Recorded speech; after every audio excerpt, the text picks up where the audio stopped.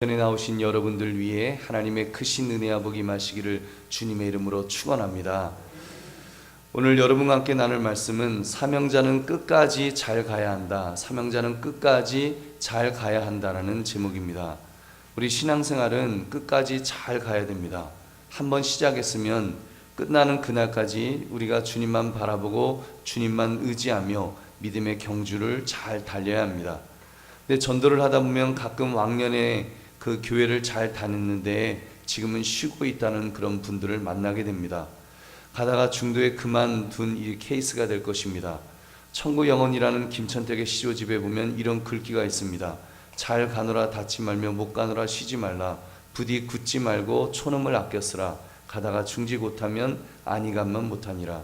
가다가 중지 곧하면 안이감만 못하리라. 이 끝까지 완주해야 한다는 것을 강조하는 글귀입니다. 가기는 갔는데 끝까지 못 가고 중간에 어정쩡하게 남는 경우가 얼마나 많은지요. 여러분, 이런 점에서 볼 때 우리가 끝까지 잘 가는 것은 굉장히 중요합니다. 전에 보니까 그 과천에 사시는 권사님 댁에 신방을 가면 집 옆에 황금색의 멋진 병원 건물이 하나가 있습니다. 멀리서 보면 번쩍번쩍 빛나는 것이 얼마나 그 멋진 모습인지 모릅니다. 그런데 가까이 가보면 문은 닫혀있고 간판도 없고 녹이 슬고 풀이 무성히 자란 채 짓다가 중지한 이 흉물스러운 그런 건물임을 알 수가 있습니다. 짓다가 중간에 멈춘 건물, 여러분, 그것처럼 보기 흉한 건물이 무엇이 있겠습니까? 병원으로 쓰임받을 사명으로 지어졌을 텐데 무슨 이유에선지 가다가 중지했을 때 흉물스러운 건물이 되더라는 것입니다. 여러분, 사람도 마찬가지가 아니겠습니까? 우리 모든 사람들은, 또 우리 예수 믿는 사람들은 전부 어떤 사명을 가지고, 하나님이 주신 사명을 가지고 살아가야 되는 사람들인데, 여러분, 끝까지 잘 가야 하는데 만약에 중간에 멈추게 된다면 얼마나 추해지지 않겠습니까? 그러므로 오늘 말씀의 제목, 사명자는 끝까지 잘 가야 한다는 제목을 붙들고 어떻게 끝까지 갈 것인가를 결단하시는 이 시간 되시기를 주님의 이름으로 축원합니다. 오늘 말씀은 기드온의 300명의 용사가 미디안 사람들 13만 5천 명을 물리친 사건을 배경으로 하고 있습니다. 300명이 13만 5천 명을 이겼다면 일당 100이 아니라 일당 450명을 상대한 것이니 이보다 더 큰 승리가 어디 있겠습니까? 아주 굉장한 성공을 이룬 것이죠. 여러분, 요즘도 보면은 이렇게 프랜차이즈 가맹점으로 성공했다는 성공 신화의 주인공들을 종종 봅니다. 젊은 나이에 열심히 뛰었고 그 결과 매출이 몇백억의 그런 굉장한 성공을 이룬 분들이죠. 근데 문제는 그 성공이 길지 않더라는 것입니다. 이런저런 이유로 너무 쉽게 어이없게 무너지는 것도 이렇게 보게 됩니다. 이번에 엄청난 프랜차이즈 기업을 이루었던 젊은 사업가가 완주하지 못하고 재정난에 견디다 못해서 스스로 목숨을 끊었다는 기사를 우리는 안타깝게 아마 읽어보셨을 것입니다. 여러분, 그렇게 정말 가다가 중간에 멈췄을 때 얼마나 그 안타까운 모습입니까? 지금 기드온의 성공이 그런 것이라 할 것입니다. 제법 성공했습니다. 어찌 보면 정말 그 완벽할 정도의 성공을 이룬 성공신화의 주인공이 바로 기드온이었습니다. 이 정도 되면 기드온은 교만에 빠질 수도 있었을 것입니다. 근데 기드온은 교만에 빠지지 않고 오히려 사명자로서 끝까지 가야 할 길을 갔다는 점에서는 얼마나 멋진 지도자였는지요. 근데 문제는 기드온의 완전한 승리 후에 있었습니다. 이제는 더 이상 올라갈 곳이 없을 정도로 올라갔다 싶었을 때 그는 어이없게도 넘어졌습니다. 그것도 자기가 마지노선으로 정해놓은 그 선을 노골적으로 넘지는 않았지만 비공식적으로 넘으면서 자기 인생을 망친 것입니다. 그러게 볼 때 오늘 설교 제목이 절실하게 아쉽습니다. 사명자는 끝까지 잘 가야 한다. 여러분, 분명히 기드온은 끝까지 잘 간 것 같았지만 결승선에서 실패함으로 인생을 망쳤습니다. 자기도 망치고 자녀 교육도 망치고, 그리고 그 백성들도 이렇게 타락하게 만드는 실패자의 표본이 되었던 것입니다. 그러게 볼 때 사명자는 끝까지 잘 가야 한다는 말이 얼마나 중요한 말인지요. 우리의 가슴에 심어둬야 될 그런 말씀인 줄로 믿습니다. 그러므로 여러분 오늘 말씀 이 사명자는 끝까지 잘 가야 한다, 이 제목을 가지고 정말 그 끝까지 가기 위해서 무엇을 경계할 것인지 우리 한번 살펴보기를 바랍니다. 첫 번째로요, 여러분 기드온은 작은 승리에 도취되지는 않았습니다. 작은 승리는 도취되지 않았습니다. 일단 기드온이 300명의 용사를 가지고 13만 5천 명을 물리쳤으니 그래도 그 굉장한 승리를 거둔 것이지요. 그러나 여러분 더구나 미디안 방백들 오렙과 스웹을 죽였으니 대승리를 거둔 것입니다. 다만 아직 전쟁이 완전히 끝난 것은 아니었습니다. 정복해야 될 문제들이 남아 있었습니다. 그는 도망친 미디안 군사들을 추격하여 멸해야 했고 이스라엘로 하나님을 섬기는 자리에 서도록 인도해야 됐습니다. 그 모든 임무를 완수할 때까지 그는 미리 축배를 들지는 않았다는 말입니다. 근데 여러분 이렇게 기드온이 작은 승리에 도취되지 않은 것이, 이것이 그렇게 정말 믿음의 사람으로서 이것이 얼마나 중요한 것인지요. 그리고 믿음의 사람에게 그 의지가 얼마나 요구되는 것입니까? 기드온은 여룻바알이라는 이름 그대로 자기에게 주어진 사명에 끝까지 충성했습니다. 작은 승리 앞에서 거기에 도취되는 것이 아니라 300명의 용사들과 함께 끝까지 하나님께서 맡겨주신 사명을 완수할 때까지 끝까지 나아가는 그런 모습을 보였던 것입니다. 여러분 사실 대부분의 사람들 같으면 300명이 13만 5천 명을 상대로 승리했으면 미리 축배를 들어도 벌써 들었을 것입니다. 기드온이 만약 작은 승리에 도취되었다면 승리 후에 자기 부대를 더 확장시키려 했을지도 모르겠습니다. 많은 사람들이 그렇게 하지요. 작은 성공을 이루고 나면 반드시 몸집 불리기를 시도하니까요. 사실 얼마나 많은 사람들이 그런 일에 미리 축배를 듭니까? 여러분 우리나라도 그랬었죠. 미리 축배를 들다가 큰 어려움에 처했던 경험이 있었습니다. 잘 아시죠? IMF 1998년에 아직 대한민국이 선진국 대열에 끼지도 못했는데 미리 축배를 들다가 큰 낭패를 당한 적이 있었습니다. 조금 나라가 잘 살게 되었다고 엄청난 돈을 썼습니다. 개인들은 집부터 사고 보았습니다. 회사들은 큰 건물이나 빌딩부터 지으려고 했습니다. 외형을 키워야 은행에서 돈을 빌리기가 쉬우니까 일단 외형부터 키웠던 것입니다. 그러다가 기업과 은행이 다 같이 넘어져 버린 것입니다. 온 국민이 정신을 차리고 금모으기를 할 정도로 단결하지 않았다면 우리나라 역시 저기 멕시코나 아니면 그리스와 같이 국가 부도 사태에서 벗어나지 못했을지도 모르겠습니다. 우리 사랑하는 성도들이여, 우리 그런 점에서 우리 믿음의 사람들은 여러분 정말 그 작은 승리에 도취되지 않으시기를 주의 이름으로 축원합니다. 여러분 우리 믿음의 사람들은 각자의 사명이 있습니다. 하나님께서 우리에게 완수하라고 주신 그런 사명들이 있습니다. 그 사명들이 있는 사람들은 사명을 붙들고 나가는 사람들이기 때문에 작은 승리에 도취하지 않습니다. 여러분 사도 바울의 고백처럼 디모데후서 4장 7절을 보면 나는 선한 싸움을 싸우고 나의 달려갈 길을 마치고 믿음을 지켰으니, 나는 선한 싸움을 싸우고 달려갈 길을 마쳤다. 그 달려갈 길을 마치기까지 믿음을 지키며 자기는 싸운다라고 말합니다. 중간에 무슨 그 작은 승리에 도취돼서 축배를 들지 않는다는 것입니다. 이것이 사명자의 바른 모습입니다. 사명자는 섣부른 축배를 드는 사람이 아닌 줄로 믿습니다. 여러분 우리의 축배는 이 땅에 있지 않습니다. 우리의 축배는 하늘나라에 있습니다. 하늘나라에서 하나님께서 우리의 행한 일을 보시며 칭찬하실 그 날이 분명히 임할 것입니다. 착하고 충성된 종아, 내가 작은 일에 충성했으니 너에게 큰 것을 맡기리라 하실 그날이 분명히 있을 것입니다. 이것이 우리 하나님이 주실 최고의 상급입니다. 우리는 그날을 기대하며 우리가 할 일을 해야 할 줄로 믿습니다. 여러분 주님을 바라봅시다. 주님을 의지합시다. 그리고 맡은 자에게 충성이라고 말씀하시는 것처럼 우리는 충성해야 됩니다. 그러므로 늘 주님 안에서 끝까지 승리하시기를 주님의 이름으로 축원합니다. 두 번째, 남은 난관을 극복하고 완전한 승리를 이룩하였습니다. 여러분 기드온의 문제는 사실 승리의 순간에 시작되었습니다.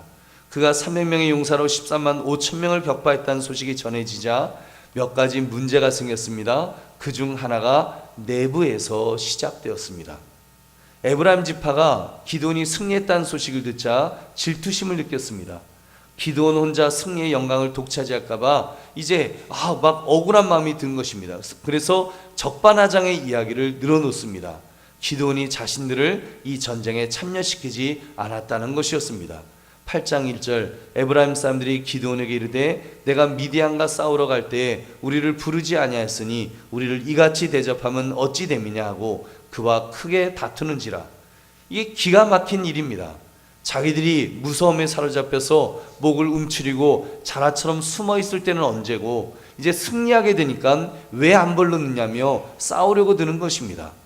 여러분, 사실 이런 내부의 적이 더 무서운 법입니다.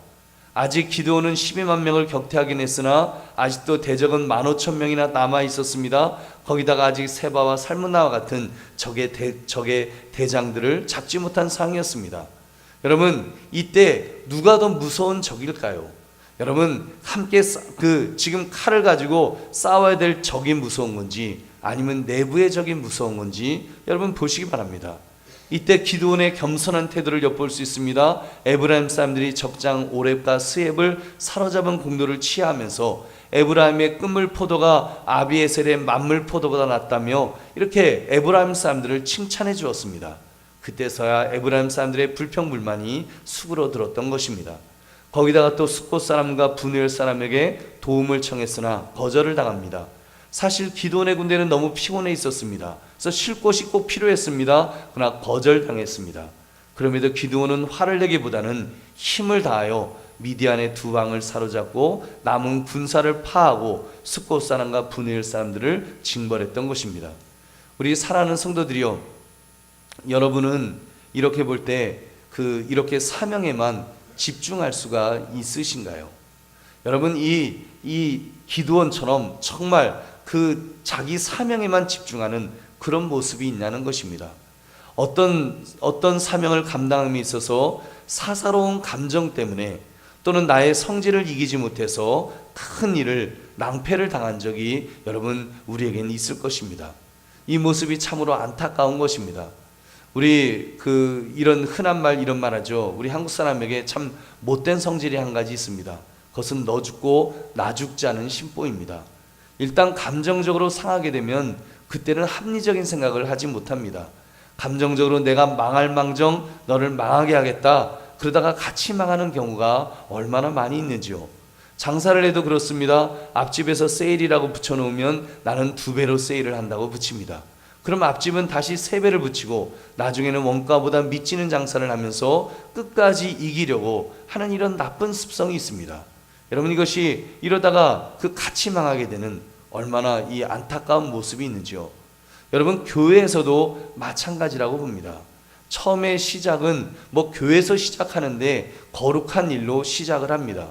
생각해 보십시오. 교회에서 하는 일치고 거룩한 일이 아닌 것이 뭐가 있겠습니까? 거룩한 마음으로 다 교회를 위해서 하나님의 영광을 위하여 모두 거룩한 목적으로 시작할 것입니다. 근데 일하다 보면 의견이 다른 사람과 충돌할 때가 있습니다. 여러분, 의견이 다른 것은 다른 것이지 틀린 것은 아닙니다. 근데 우리는 나와 의견이 다르면 틀렸다라고 말합니다. 저 사람 틀렸다, 저 사람 틀렸다. 여러분, 결국 나와 의견이 다른 사람까지 틀렸다면 비난하게 됩니다. 인신공격을 하는 것입니다. 결국 어떻게 됩니까?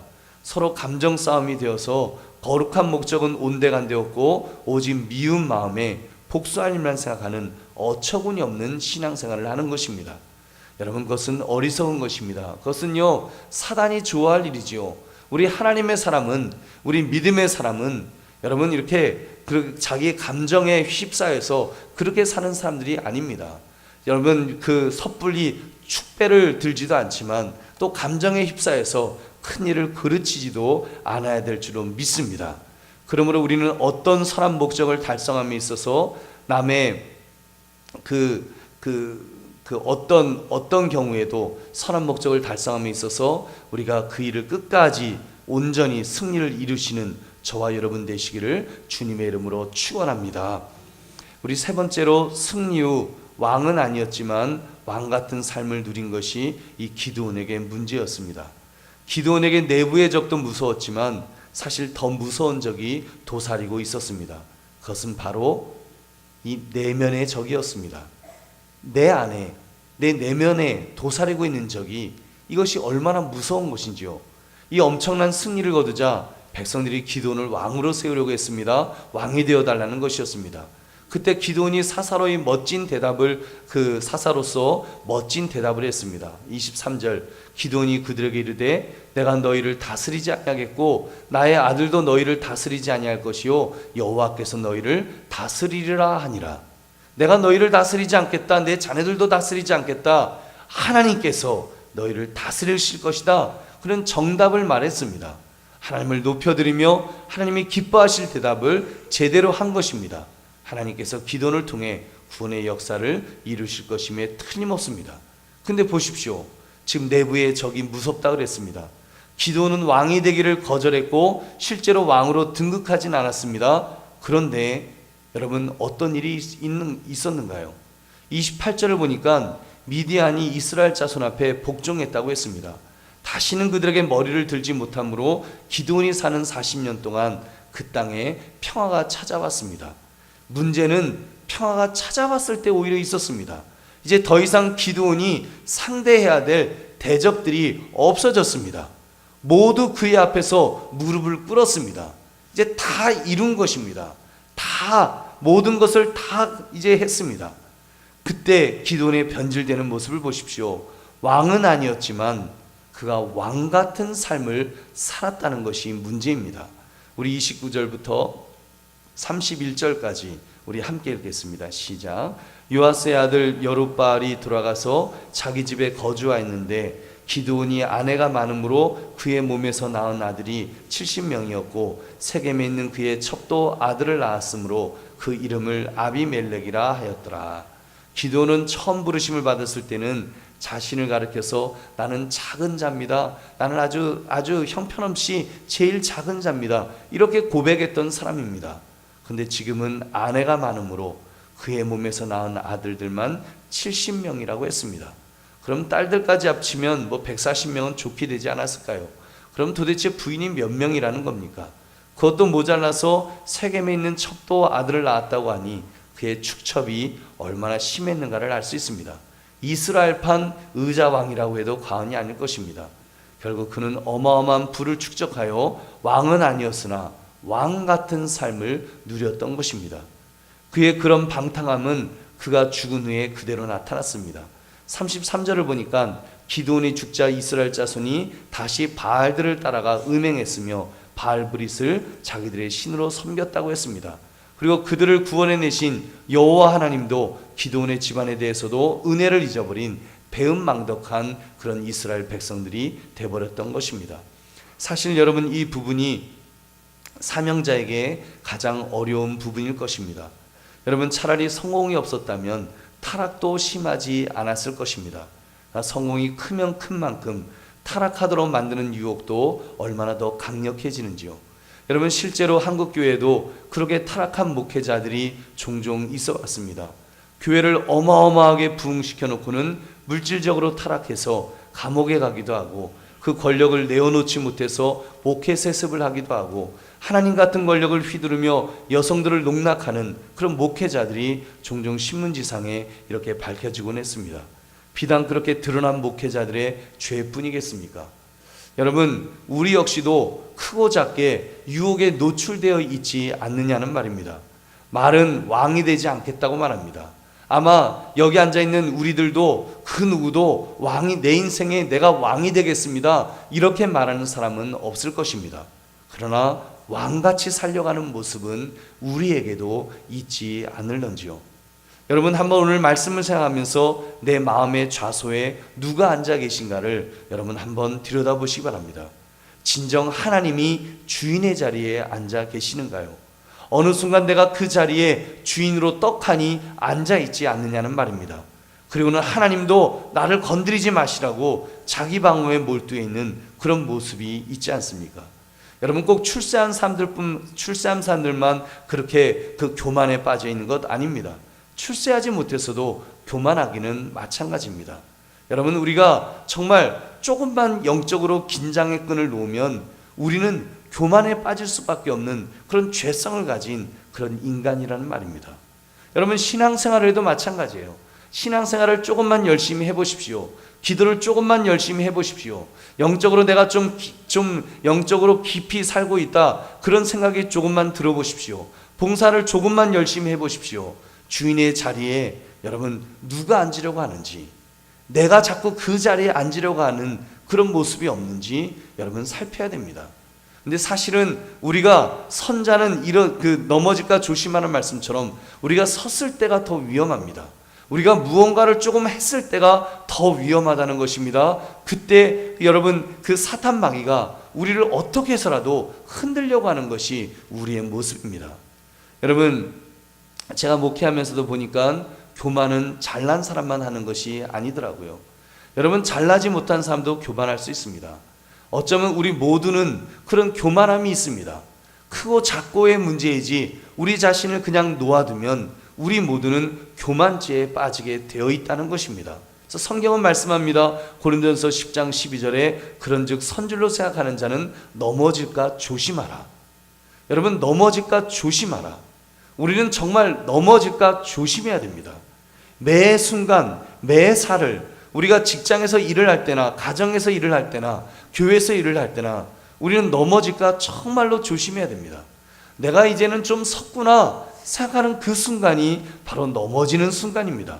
내가 이제는 신앙생활을 좀 하는구나 하는 그 순간이 바로 그 자부심이 드는 그 순간이 사단이 우리를 탁 넘어뜨리는 바로 그 순간이라는 것입니다.